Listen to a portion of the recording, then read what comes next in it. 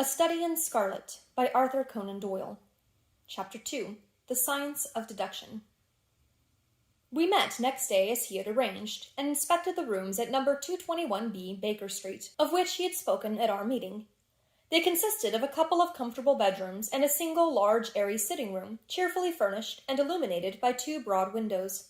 So desirable in every way were the apartments, and so moderate did the terms seem when divided between us, that the bargain was concluded upon the spot, and we at once entered into possession. That very evening I moved my things round from the hotel, and on the following morning Sherlock Holmes followed me with several boxes and portmanteaus. For a day or two we were busily employed in unpacking and laying out our property to the best advantage. That done, we gradually began to settle down and to accommodate ourselves to our new surroundings. Holmes was certainly not a difficult man to live with. He was quiet in his ways, and his habits were regular. It was rare for him to be up after 10 at night, and he had invariably breakfasted and gone out before I rose in the morning. Sometimes he spent his day at the chemical laboratory, sometimes in the dissecting rooms, and occasionally in long walks, which appeared to take him into the lowest portions of the city. Nothing could exceed his energy when the working fit was upon him, but now and then a reaction would seize him, and for days on end he would lie upon the sofa in the sitting-room, hardly uttering a word or moving a muscle from morning to night. On these occasions I have noticed such a dreamy, vacant expression in his eyes that I might have suspected him of being addicted to the use of some narcotic, had not the temperance and cleanliness of his whole life forbidden such a notion.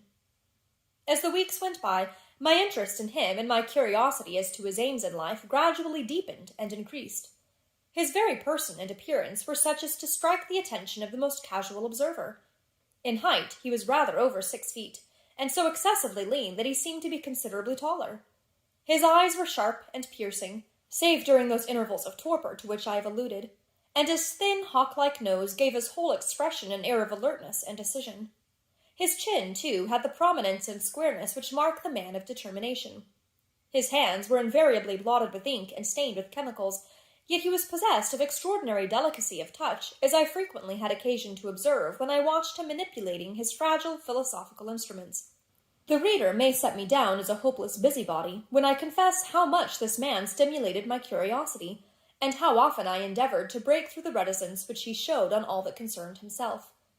Before pronouncing judgment, however, be it remembered how objectless was my life, and how little there was to engage my attention. My health forbade me from venturing out unless the weather was exceptionally genial, and I had no friends who would call upon me and break the monotony of my daily existence. Under these circumstances, I eagerly hailed the little mystery which hung around my companion, and spent much of my time in endeavoring to unravel it. He was not studying medicine. He had himself, in reply to a question, confirmed Stanford's opinion upon that point. Neither did he appear to have pursued any course of reading which might fit him for a degree, in science, or any other recognized portal which would give him an entrance into the learned world. Yet his zeal for certain studies was remarkable, and within eccentric limits his knowledge was so extraordinarily ample and minute that his observations have fairly astounded me. Surely no man would work so hard or attain such precise information unless he had some definite end in view. Desultory readers are seldom remarkable for the exactness of their learning. No man burdens his mind with small matters unless he has some very good reason for doing so. His ignorance was as remarkable as his knowledge. Of contemporary literature, philosophy, and politics he appeared to know next to nothing. Upon my quoting Thomas Carlyle, he inquired in the naivest way who he might be and what he had done. My surprise reached a climax, however, when I found, incidentally, that he was ignorant of the Copernican theory, and of the composition of the solar system. That any civilized human being in this 19th century should not be aware that the earth traveled round the sun appeared to me to be such an extraordinary fact that I could hardly realize it. "You appear to be astonished," he said, smiling at my expression of surprise. "Now that I do know it, I shall do my best to forget it." "To forget it?" "You see," he explained, "I consider that a man's brain originally is like a little empty attic, and you have to stock it with such furniture as you choose. A fool takes in all the lumber of every sort that he comes across, so that the knowledge which might be useful to him gets crowded out, or at best is jumbled up with a lot of other things, so that he has a difficulty in laying his hands upon it. Now the skilful workman is very careful indeed as to what he takes into his brain attic. He will have nothing but the tools which may help him in doing his work, but of these he has a large assortment, and all in the most perfect order. It is a mistake to think that that little room has elastic walls and can distend to any extent. Depend upon it, there comes a time when for every addition of knowledge you forget something that you knew before. It is of the highest importance, therefore, not to have useless facts elbowing out the useful ones. But the solar system, I protested. What the deuce is it to me? He interrupted impatiently. You say that we go round the sun. If we went round the moon, it would not make a pennyworth of difference to me or to my work. I was on the point of asking him what that work might be, but something in his manner showed me that the question would be an unwelcome one. I pondered over our short conversation, however, and endeavored to draw my deductions from it. He said that he would acquire no knowledge which did not bear upon his object. Therefore, all the knowledge which he possessed was such as would be useful to him. I enumerated in my own mind all the various points upon which he had shown me that he was exceptionally well informed. I even took a pencil and jotted them down. I could not help smiling at the document when I had completed it. It ran in this way. Sherlock Holmes, his limits. 1. Knowledge of literature, nil. 2. Knowledge of philosophy, nil. 3. Knowledge of astronomy, nil. 4. Knowledge of politics, feeble. 5. Knowledge of botany, variable. Well up in belladonna, opium, and poisons generally. Knows nothing of practical gardening. 6. Knowledge of geology, practical but limited. Tells at a glance different soils from each other. After walks has shown me splashes upon his trousers, and told me by their colour and consistence in what part of London he had received them. 7. Knowledge of chemistry, profound. 8. Knowledge of anatomy, accurate but unsystematic. 9. Knowledge of sensational literature, immense. He appears to know every detail of every horror perpetrated in the century. 10. Plays the violin well. 11. Is an expert single-stick player, boxer, and swordsman. 12. Has a good practical knowledge of British law. When I had got so far in my list, I threw it into the fire in despair. If I can only find what the fellow was driving at by reconciling all these accomplishments, and discovering a calling which needs them all, I said to myself, I may as well give up the attempt at once. I see that I have alluded above to his powers upon the violin. These were very remarkable, but as eccentric as all his other accomplishments. That he could play pieces, and difficult pieces, I knew well, because at my request he has played me some of Mendelssohn's Lieder, and other favourites. When left to himself, however, he would seldom produce any music, or attempt any recognized air. Leaning back in his armchair of an evening, he would close his eyes and scrape carelessly at the fiddle which was thrown across his knee. Sometimes the chords were sonorous and melancholy. Occasionally they were fantastic and cheerful. Clearly they reflected the thoughts which possessed him, but whether the music aided those thoughts, or whether the playing was simply the result of a whim or fancy, was more than I could determine. I might have rebelled against these exasperating solos had it not been that he usually terminated them by playing in quick succession a whole series of my favourite airs, as a slight compensation for the trial upon my patience. During the first week or so we had no callers, and I had begun to think that my companion was as friendless a man as I was myself. Presently, however, I found that he had many acquaintances, and those in the most different classes of society. There was one little sallow, rat-faced, dark-eyed fellow who was introduced to me as Mr. Lestrade, and who came 3 or 4 times in a single week. One morning a young girl called, fashionably dressed, and stayed for half an hour or more. The same afternoon brought a grey-headed, seedy visitor, looking like a Jew peddler, who appeared to me to be much excited, and who was closely followed by a slipshod elderly woman. On another occasion, an old white-haired gentleman had an interview with my companion, and on another, a railway porter in his velveteen uniform. When any of these nondescript individuals put in an appearance, Sherlock Holmes used to beg for the use of the sitting-room, and I would retire to my bedroom. He always apologized to me for putting me to this inconvenience. I have to use this room as a place of business, he said, and these people are my clients. Again, I had an opportunity of asking him a point-blank question, and again my delicacy prevented me from forcing another man to confide in me. I imagined at the time that he had some strong reason for not alluding to it, but he soon dispelled the idea by coming round to the subject of his own accord. It was upon the 4th of March, as I have good reason to remember, that I rose somewhat earlier than usual, and found that Sherlock Holmes had not yet finished his breakfast. The landlady had become so accustomed to my late habits that my place had not been laid nor my coffee prepared. With the unreasonable petulance of mankind, I rang the bell and gave a curt intimation that I was ready. Then I picked up a magazine from the table and attempted to while away the time with it, while my companion munched silently at his toast. One of the articles had a pencil mark at the heading, and I naturally began to run my eye through it. Its somewhat ambitious title was The Book of Life, and it attempted to show how much an observant man might learn by an accurate and systematic examination of all that came in his way. It struck me as being a remarkable mixture of shrewdness and of absurdity. The reasoning was close and intense, but the deductions appeared to me to be far-fetched and exaggerated. The writer claimed by a momentary expression, a twitch of a muscle or a glance of an eye, to fathom a man's inmost thoughts. Deceit, according to him, was an impossibility in the case of one trained to observation and analysis. His conclusions were as infallible as so many propositions of Euclid. So startling would his results appear to the uninitiated that until they learned the processes by which he had arrived at them, they might well consider him as a necromancer.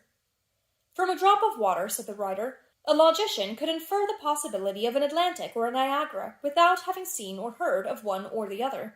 So all life is a great chain, the nature of which is known whenever we are shown a single link of it. Like all other arts, the science of deduction and analysis is one which can only be acquired by long and patient study, nor is life long enough to allow any mortal to attain the highest possible perfection in it. Before turning to those moral and mental aspects of the matter which present the greatest difficulties, let the inquirer begin by mastering more elementary problems. Let him, on meeting a fellow mortal, learn at a glance to distinguish the history of the man, and the trade or profession to which he belongs. Puerile as such an exercise may seem, it sharpens the faculties of observation, and teaches one where to look, and what to look for. By a man's fingernails, by his coat sleeve, by his boots, by his trouser knees, by the callosities of his forefinger and thumb, by his expressions, by his shirt cuffs, by each of these things a man's calling is plainly revealed. That all united should fail to enlighten the competent inquirer in any case is almost inconceivable. "What ineffable twaddle!" I cried, slapping the magazine down on the table. "I never read such rubbish in my life." "What is it?" asked Sherlock Holmes. "Why, this article," I said, pointing at it with my egg spoon as I sat down to my breakfast. "I see that you have read it since you have marked it. I don't deny that it is smartly written. It irritates me, though. It is evidently the theory of some armchair lounger who evolves all these neat little paradoxes in the seclusion of his own study. It is not practical. I should like to see him clapped down in a third-class carriage on the Underground and asked to give the trades of all his fellow travellers. I would lay 1,000 to 1 against him." "You would lose your money," Holmes remarked calmly. "As for the article, I wrote it myself." "You?" "Yes, I have a turn both for observation and for deduction. The theories which I have expressed there, and which appear to you to be so chimerical, are really extremely practical. So practical that I depend upon them for my bread and cheese." "And how?" I asked involuntarily. "Well, I have a trade of my own. I suppose I am the only one in the world. I'm a consulting detective, if you can understand what that is. Here in London we have lots of government detectives and lots of private ones. When these fellows are at fault, they come to me, and I manage to put them on the right scent. They lay all the evidence before me, and I am generally able, by the help of my knowledge of the history of crime, to set them straight. There is a strong family resemblance about misdeeds, and if you have all the details of 1,000 at your finger ends, it is odd if you can't unravel the 1,001st. Lestrade is a well-known detective. He got himself into a fog recently over a forgery case, and that was what brought him here." "And these other people?" "They are mostly sent on by private inquiry agencies. They are all people who are in trouble about something and want a little enlightening. I listen to their story, they listen to my comments, and then I pocket my fee." "But do you mean to say," I said, "that without leaving your room you can unravel some knot which other men can make nothing of, although they have seen every detail for themselves?" "Quite so. I have a kind of intuition that way. Now and again a case turns up which is a little more complex. Then I have to bustle about and see things with my own eyes. You see, I have a lot of special knowledge which I apply to the problem, and which facilitates matters wonderfully. Those rules of deduction laid down in that article which aroused your scorn are invaluable to me in practical work. Observation with me is second nature. You appeared to be surprised when I told you on our first meeting that you had come from Afghanistan. You were told, no doubt. Nothing of the sort. I knew you came from Afghanistan. From long habit, the train of thoughts ran so swiftly through my mind that I arrived at the conclusion without being conscious of intermediate steps. There were such steps, however. The train of reasoning ran. Here is a gentleman of a medical type, but with the air of a military man. Clearly an army doctor, then. He has just come from the tropics, for his face is dark, and that is not the natural tint of his skin, for his wrists are fair. He has undergone hardship and sickness, as his haggard face says clearly. His left arm has been injured. He holds it in a stiff and unnatural manner. Where in the tropics could an English army doctor have seen much hardship and got his arm wounded? Clearly in Afghanistan. The whole train of thought did not occupy a second. I then remarked that you came from Afghanistan, and you were astonished. It is simple enough, as you explain it, I said, smiling. You remind me of Edgar Allan Poe's Dupin. I had no idea that such individuals did exist outside of stories. Sherlock Holmes rose and lit his pipe. No doubt you think that you are complimenting me in comparing me to Dupin, he observed. Now, in my opinion, Dupin was a very inferior fellow. That trick of his of breaking in on his friend's thoughts with an apropos remark after a quarter of an hour's silence is really very showy and superficial. He had some analytical genius, no doubt, but he was by no means such a phenomenon as Poe appeared to imagine. Have you read Gaboriau's works? I asked. Does Lecoq come up to your idea of a detective? Sherlock Holmes sniffed sardonically. Lecoq was a miserable bungler, he said in an angry voice. He had only one thing to recommend him, and that was his energy. That book made me positively ill. The question was how to identify an unknown prisoner. I could have done it in 24 hours. Lecoq took 6 months or so. It might be made a textbook for detectives to teach them what to avoid. I felt rather indignant at having two characters whom I had admired treated in this cavalier style. I walked over to the window and stood looking out into the busy street. This fellow may be very clever, I said to myself, but he is certainly very conceited. There are no crimes and no criminals in these days, he said carelessly. What is the use of having brains in our profession? I know well that I have it in me to make my name famous. No man lives or has ever lived who has brought the same amount of study and of natural talent to the detection of crime which I have done. And what is the result? There is no crime to detect, or at most some bungling villainy with a motive so transparent that even a Scotland Yard official can see through it. I was still annoyed by his bumptious style of conversation. I thought it best to change the topic. I wonder what that fellow is looking for, I asked, pointing to a stalwart, plainly dressed individual who was walking slowly down the other side of the street, looking anxiously at the numbers. He had a large blue envelope in his hand and was evidently the bearer of a message. You mean the retired sergeant of Marines, said Sherlock Holmes. Brag and bounce, thought I to myself. He knows that I cannot verify his guess. The thought had hardly passed through my mind when the man whom we were watching caught sight of the number on our door and ran rapidly across the roadway. We heard a loud knock, a deep voice below, and heavy steps ascending the stair. For Mr. Sherlock Holmes, he said, stepping into the room and handing my friend the letter. Here was an opportunity of taking the conceit out of him. He little thought of this when he made that random shot. May I ask, my lad, I said in the blandest voice, what your trade may be? Commissionaire, sir, he said gruffly. Uniform away for repairs. And you were? I asked with a slightly malicious glance at my companion. A sergeant, sir. Royal Marine Light Infantry, sir. No answer? Right, sir. He clicked his heels together, raised his hand in salute, and was gone.